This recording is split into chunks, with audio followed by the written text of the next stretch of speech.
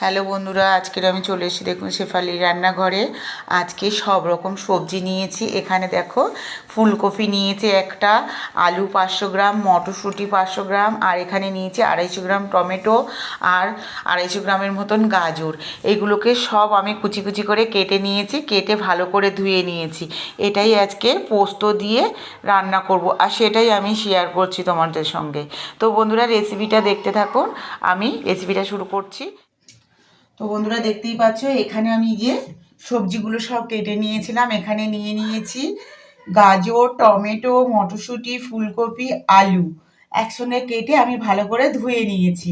এখানে দেখুন 500 গ্রাম আলু আছে, 250 গ্রাম টমেটো আর মটরশুঁটি 500, গাজর 250, আর এখানে আছে ফুলকপি একটা। কুচি কুচি করে সব কেটে নিয়েছি, কেটে ধুয়ে নিয়েছি। এবার আমি এগুলোকে রান্না করব।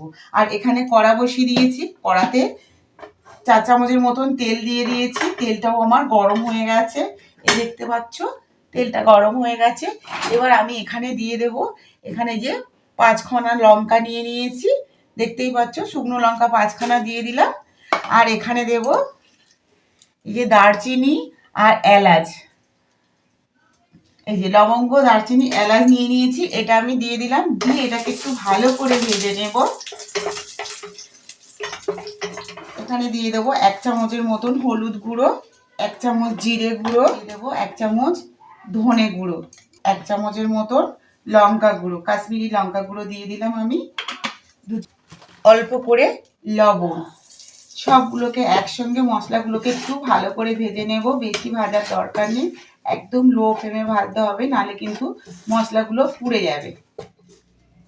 অল্প অল্প করে সবজিগুলোকে সব দিয়ে দেব। এবার নেড়ে দিতে হবে।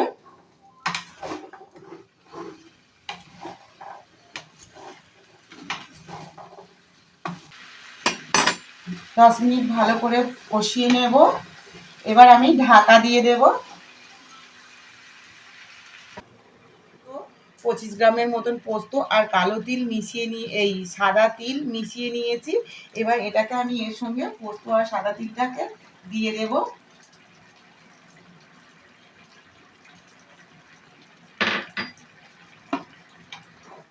দিয়ে আবারও ভালো করে নেড়ে নেব। দেখতে যেমন সুন্দর লাগছে, খেতেও কিন্তু ততটাই টেস্টফুল হবে।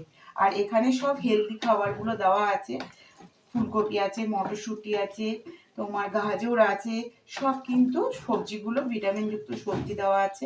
এটা কিন্তু রুটি দিয়ে, পরোটা দিয়েও খেতে পারো। ভাতের সঙ্গে তো কোনো কথাই হবে না, ভাতের সঙ্গে তো খুবই সুন্দর লাগবে। প্লাস তুমি যদি মনে করো যে আমি রুটি পরোটা দিয়ে খাবো, সেটাও কিন্তু খাওয়া যেতে পারে। হ্যালো বন্ধুরা, দেখুন আমি তরকারিটাকে কিন্তু একদম নামিয়ে নিয়েছি। কত সুন্দর কালারফুল লাগছে দেখতে। আর ওপরে কিন্তু 2 চামচের মতন ঘি আর ধনেপাতাটা দিয়ে দিয়েছি, দেওয়ার জন্য এই তরকারির ফ্লেভারটা আরও সুন্দর হবে। তো বন্ধুরা, যদি রেসিপিটা ভালো লাগে শেফালির রান্নাঘর চ্যানেলটিকে অবশ্যই সাবস্ক্রাইব করে নেবেন। আর যারা নতুন বন্ধুরা এখনও সাবস্ক্রাইব করনি, তারা কিন্তু অবশ্যই শেফালির রান্নাঘর চ্যানেলটিকে সাবস্ক্রাইব করে নেবেন। আর ফেসবুক থেকে দেখলে অবশ্যই ফলো করে দিও, আর এইভাবে আমার পাশে থেকো। তো সবাই ভালো থেকো, আর কমেন্টে জানিও রেসিপিটা কেমন হয়েছে।